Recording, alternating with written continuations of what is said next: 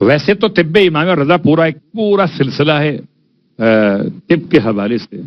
اس کو آپ ہربلس کہہ سکتے ہیں آج کے دور میں کہ جڑی بوٹیوں سے علاج کیسے کیا جاتا ہے.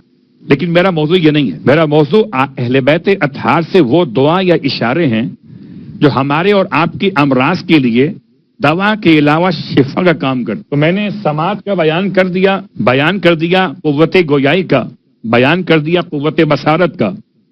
اب امام رضا علیہ السلام کی بارگاہ سے ایک جملہ سن لی. اور یہ سب ایسی کتاب سے نہیں پڑھ رہا جو آپ کے پاس نہ ہو.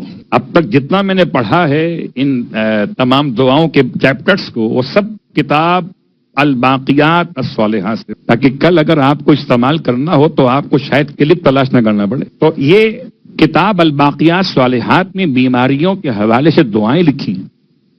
اس میں ایک بیماری ہے مرگی. مرگی مطلب انسان کے جسم کے اعصاب کا دماغ سے کنیکشن. مختلف حوالے اس کے نام دیے گئے، لیکن یہ بیماری بڑی عجیب سی ہے. اچانک انسان گر پڑتا ہے، اچانک انسان کے ہاتھ پاؤں، ہو سکتا ہے اس کی آواز بدل جائے.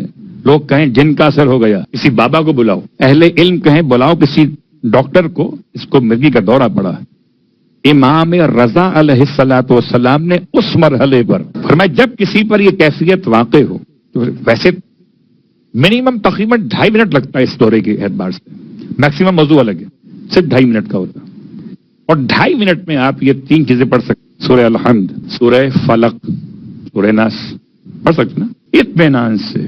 پورے 2.5 منٹ میں آپ یہ 3 سورے پڑھ سکتے. اور امام فرماتے جب کسی پر مرگی کا دورہ واقع ہو جائے تو یہ 3 سورے پڑھ کر، اور چونکہ مرگی کے مریض کو نہ پلا سکتے ہیں نہ کھلا سکتے ہیں اس کیفیت میں، تو پانی پر دم کر دو، پلاؤ نہیں، چھڑک دو اس کے چہرے پر، سر کے اوپر.